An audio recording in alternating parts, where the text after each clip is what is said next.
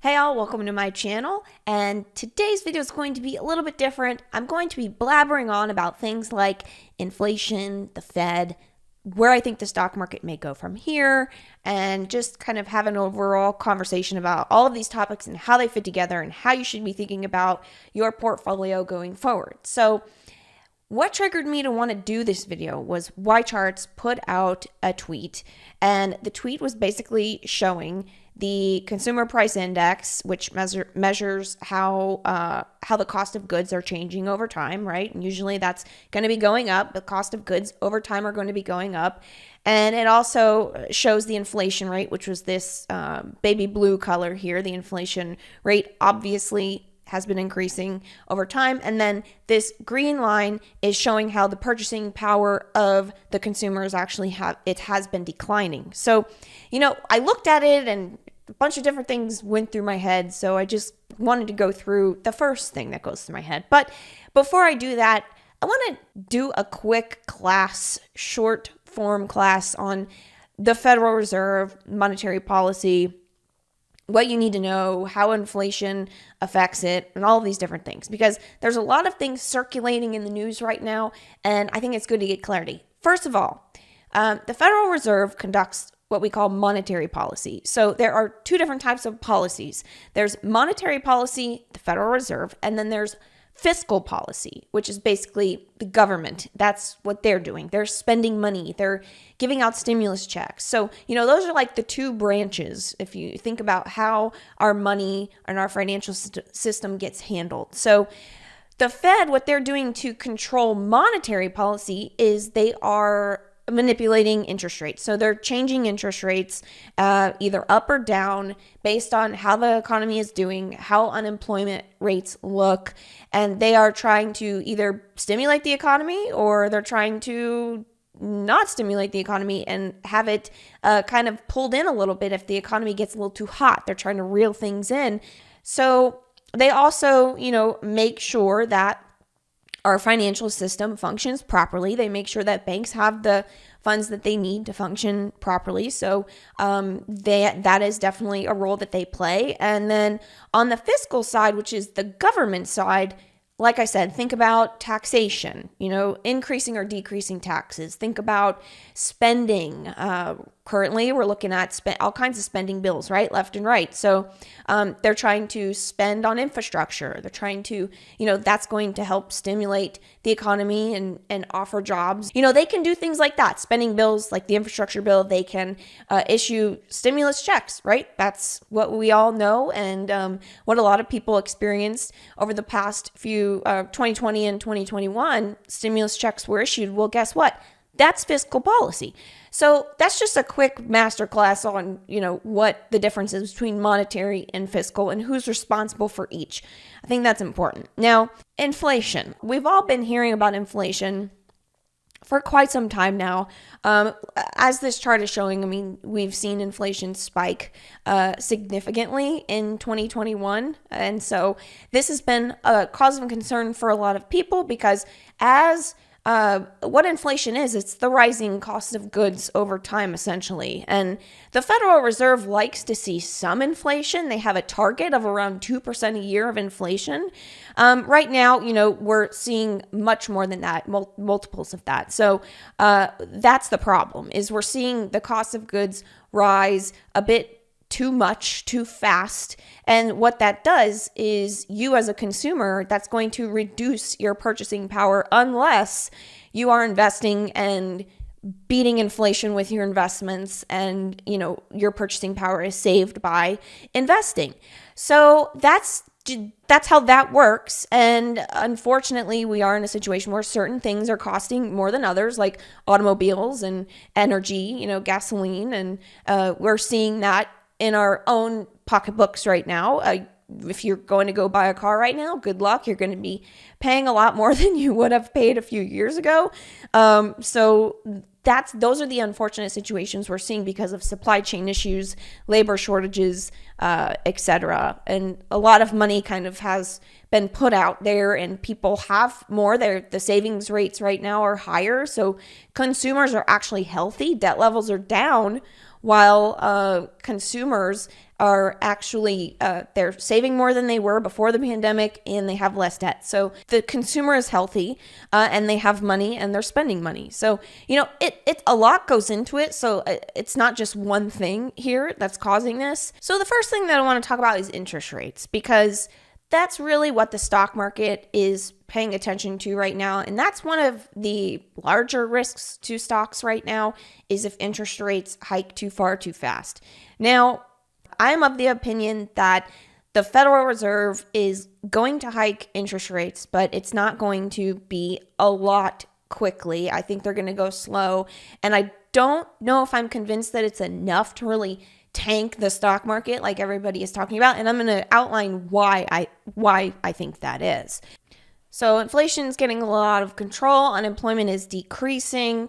The Fed has even mentioned in their recent meetings that this is something that could be happening. So there was a meeting in September, an FOMC meeting. And what I did was I actually am pulling up the projection materials from that meeting, because this is also called the dot plot. And the dot plot is essentially giving you some insight into what all of the Federal Reserve board members are thinking in terms of where GDP growth is going, where unemployment rates are going, where inflation is going, and where interest rates are going over the long run. So you can actually get a feel for what they're thinking. And obviously nobody knows anything for sure, but it just gives a little insight, I think is useful.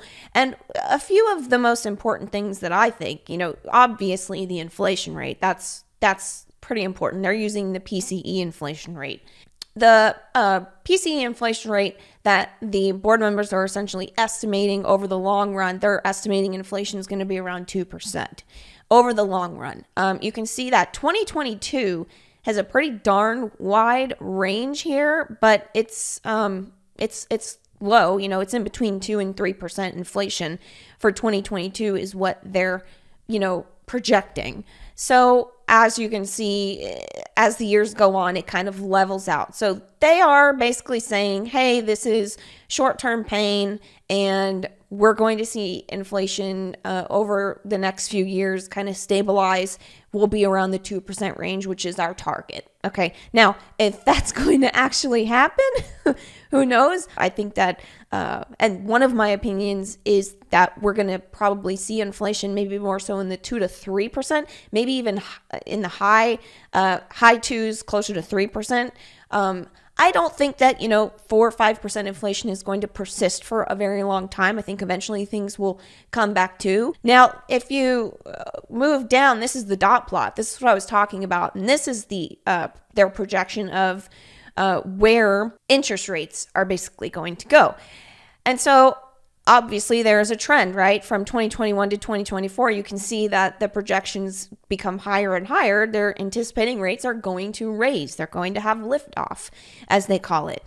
And this is why they call it that. You can see that trend visually here. So 2022, they are basically still projecting low rates. I mean, 0.5%, maybe a little higher than 0.5%. That's really low, y'all. Like, it's not high. And then 2023 is a mixed bag, anywhere from 0 all the way up to 1.5%. And then 2024 is, another, wide range between 0.5% and 2.5%, a little over 2.5%.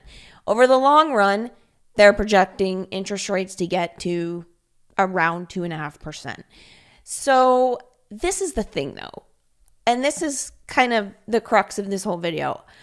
I am not convinced that the Fed is going to lift interest rates high enough in the next few years to warrant people to stop taking on risk in stocks. I think that personally, inflation is going to range probably higher than the Fed is projecting. They're projecting their 2% target. I think we're probably going to be higher than that. I think a lot of inflationary things are going to stick, like higher wages are going to stick, higher prices are going to stick. And if we actually look at the inflation rate historically, U.S. inflation, we've kind of had some funky things go on, right? There was basically hyperinflation in the late 70s into 1980. We had the great financial crisis in 2008, but more recently, say like over the past 10 years, if you actually look at what inflation has done, the Fed has had a hard time actually reaching their 2% inflation target over, the recent decade. I believe we've averaged a bit below that, if I'm not mistaken. So I think going forward with a lot of the changes that we're seeing just across the board, I think that there could be elevated inflation above that 2% for a little bit longer than people are thinking. So what does this all mean? This means that, in my opinion, I think it's very possible that we could see inflation be higher than interest rates. And when inflation is higher than interest rates, you have a negative real yield. Goods are inflating. The price of goods are inflating at a higher rate than what you're getting paid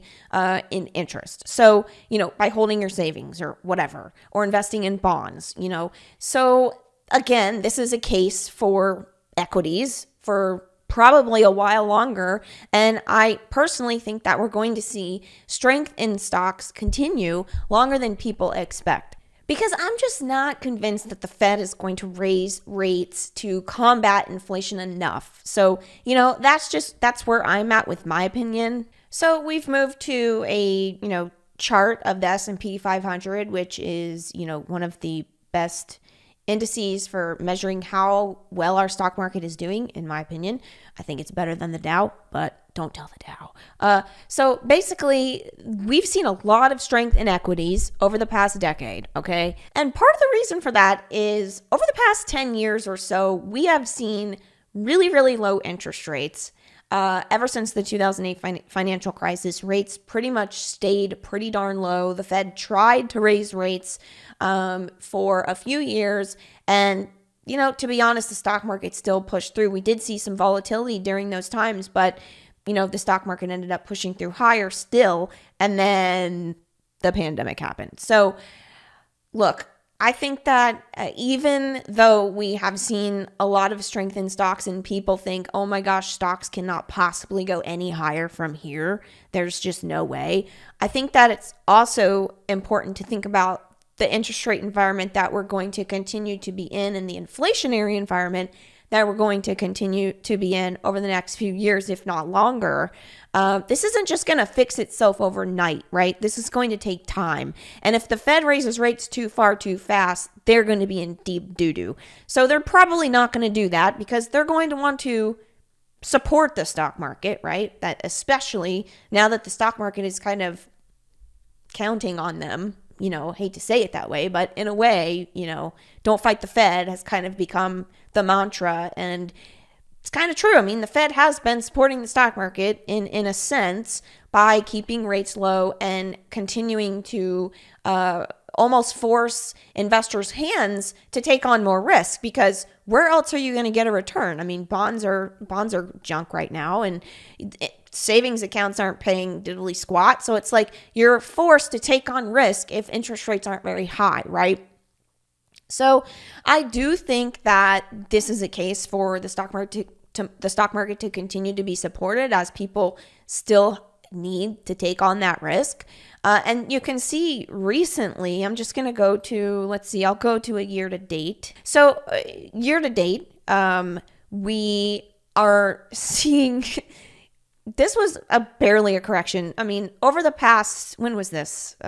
This was November 19th. So a correction started in the S&P 500 around November 19th. And then we were down a little bit, not a lot in my opinion. And we are already recovered back to potentially retesting all-time highs here any day now, potentially breaking out to all-time highs. So guys, gals, everybody, this is strength in the price action. Like, this price action is saying we are not slowing down. This correction was not very deep at all. I would have loved to see a deeper correction in the S&P 500, but it didn't happen because there's still an appetite for that risk, and there's still an appetite for big tech. Why is there still an appetite for big tech? Because big tech, they have strong balance sheets, they're cash cows, they're making money. Some of them are paying dividends, like Apple, increasing dividends, actually, Apple is. And so it's almost like big tech is the new bond, because bonds are negative yielding, and you can buy big tech, kind of have something that's secure, investment grade, probably going to be around a really long time, probably a safe bet, potentially one paying a dividend. And that's where I think people are going. So big tech makes up a large percentage of the index. I think that is really what's helping keep these indices up, is because big tech is those are the top holdings. People want them. Bonds are junk. Where else are you going to get yield? They're buying. So, this is all kind of coming together to kind of explain that people are going to still need to take on risk for a while longer. I don't think the Fed's going to raise rates high enough. I think inflation is going to persist above 2% for longer than people think, even longer than the Fed thinks. But hey, this is just, again, my opinion. So a lot of people are asking me, okay, well, where does this leave crypto? Where does this leave Bitcoin? Bitcoin is the largest cryptocurrency. So I'm just going to go with that one. Now, I think that, again, there's going to be demand for risk assets. Bitcoin is a risk asset. It's the riskiest asset that exists out there, basically. And so I do think that Bitcoin could very easily continue to be supported by the market. I think people do think of it as a hedge against inflation. However, it doesn't necessarily, move in lockstep. When we do see inflation rise, we do also see corrections in Bitcoin. So, it's not like a perfect, like inflation goes up and Bitcoin's just going to go up. It doesn't quite work that way. There's going to be ebbs and flows even throughout. But overall, Bitcoin is trending higher, and it's continuing to be, the dips are continuing to be bought by the market. So I think a lot of people, A, are seeing it as a way to hedge against inflation, and B, mostly younger people that accept cryptocurrencies more, right? They're more likely to buy Bitcoin over gold to hedge against inflation. It's just kind of the way things are heading. But I think that there's room for both gold and Bitcoin for trying to hedge against inflation. The other thing is that people have high future expected returns for Bitcoin. They think that Bitcoin is going to moon to some pretty large levels, maybe even double from here. I've seen price targets range anywhere from 100,000 all the way up to $1 million a coin. Who knows? But basically, I think that since people have those high expectations of returns in Bitcoin or other cryptocurrencies, they're going to flow their capital there. And that's, stock market returns compared to Bitcoin returns.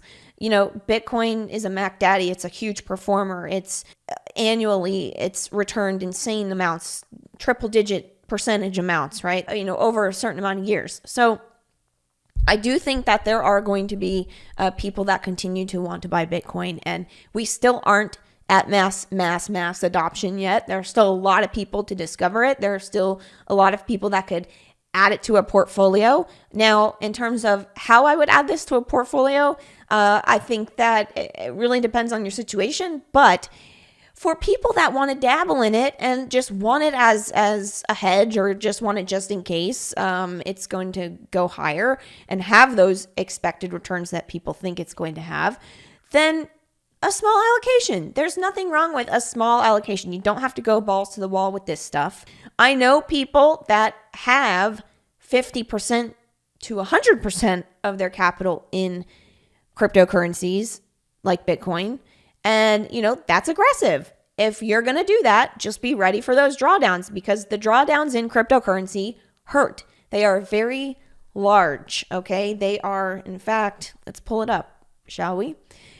You can see that the drawdowns get up to, close to 100%. I mean, 70%. That's a very big drawdown. Even a 50% drawdown is a huge drawdown. But, for crypto, that's a random Tuesday. I mean, for Bitcoin, a 50% drawdown, no big deal. Like, people are used to that by now with it. So know that that's part of the journey here with cryptocurrency, and size your position in cryptocurrencies like Bitcoin to be okay if you do get stuck in that drawdown. You're not going to sell the bottom. You're not going to freak out. You're not going to get emotional and want to just give up and sell it all. So, just something to think about. I know a lot of people that have been wanting to dabble. They've been wanting to add it to their portfolio, but they've been a little afraid. You don't have to go all in. Just put a little bit in, put what you're comfortable in, understand the risks of these significant drawdowns that come and go. Now, I think something to keep in mind here, just overall, I've talked about a lot in this video. I've talked about the Fed, I've talked about inflation, talked about where I think the stock market, is going, which I don't think we're going to see. If we do see corrections in the S&P 500, I don't think they'll be super large. And I don't think they'll last long. I think that people are going to continue to want to buy equities. They're going to continue to want to buy Bitcoin, etc., because they're going to have to take on that risk to beat inflation and keep their purchasing power. So yeah, that's pretty much where we're at. But with all of that said, what I do want to say is keep in mind that diversification is still the name of the game. And the reason for that is this past year or so, we have seen rotations in and out. We've seen investors want value stocks, and then they wanted growth stocks, and then they wanted value stocks again. And then, small cap stocks performed excellent in 2020. It was the best performing asset class actually in 2020. I'm not including Bitcoin in that. That's just the traditional asset classes. So look, you never know who's going to win the race. I talk about this a lot. And so diversification is still key. Don't get too allocated to one specific thing. And don't forget that this is all about staying the course so that you can reach your financial long-term goals. So hopefully that gave you some insights. If you took something away from this video, let me know in the comments below. You guys know that I love hearing what you're learning. And also, if there's a topic you want me to tackle in this same format, let me know. What do you want me to talk about? If you like this video, please like it and please subscribe to my channel. Let's get the algorithm to help get this information out to more people so people can be way more educated about money and investing and building wealth. I'll see you guys in the next video. Thanks for watching.